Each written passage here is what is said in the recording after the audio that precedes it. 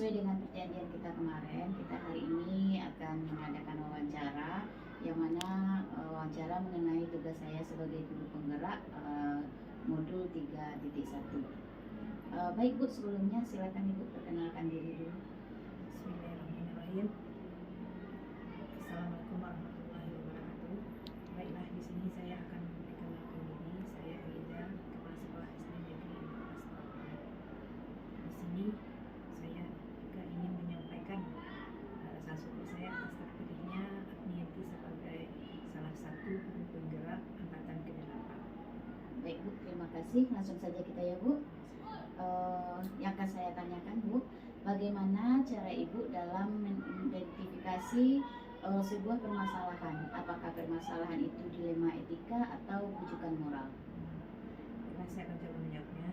Di sini kalau itu dilema etika, kita tengok dari dari kedua belah pihak, dari hasil keputusan itu mana yang saling tidak merugikan, di mana dua keputusan itu sama-sama benar. Kalau dipilih yang ini benar, dan bisa juga dan akan timbul kekhawatiran. Nah, kalau tidak dipilih benar juga, dan ada juga efeknya nanti.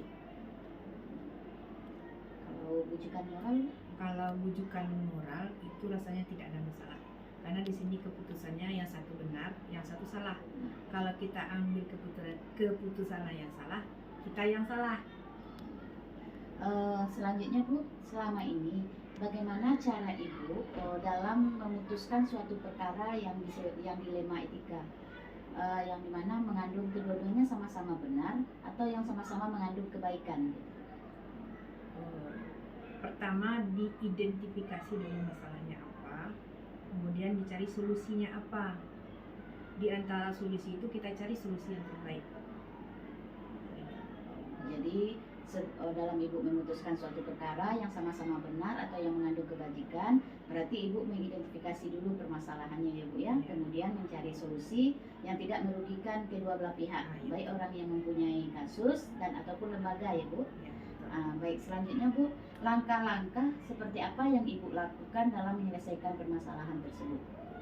Langkah dalam menyelesaikan permasalahan itu, pertama diadakan komunikasi dengan pihak yang bermasalah. Setelah komunikasi, kita cari akar permasalahannya, kita cari solusinya bagaimana. Intinya mengadakan komunikasi. Jadi yang pertama langkah Ibu lakukan adalah berkomunikasi dengan orang yang punya kasus ya Bu ya. Baik, dari langkah yang sudah Ibu rencanakan tersebut, langkah mana yang lebih efektif menurut Ibu untuk digunakan dalam menyelesaikan suatu permasalahan? Saya rasa yang pernah saya lakukan berdiskusi, berkomunikasi dengan yang punya masalah. Berkomunikasi dengan yang mempunyai kasus ya Bu ya.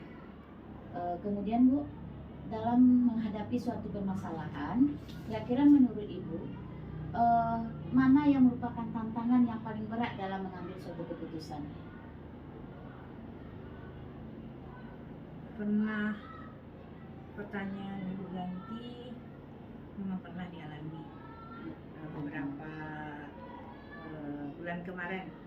Tantangannya itu berhadapan dengan orang yang susah berkomunikasi atau miskomunikasi.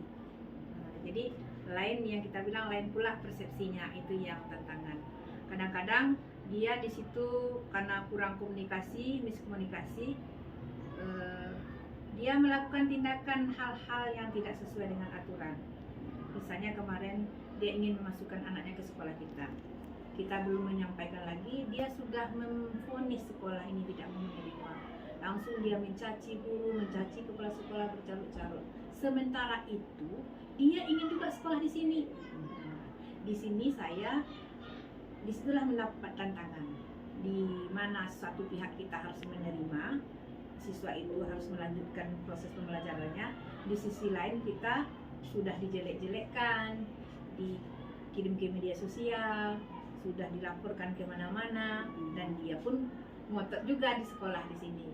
Itu tantangan juga. Alhamdulillah semua masalah itu sudah terselesaikan dengan baik.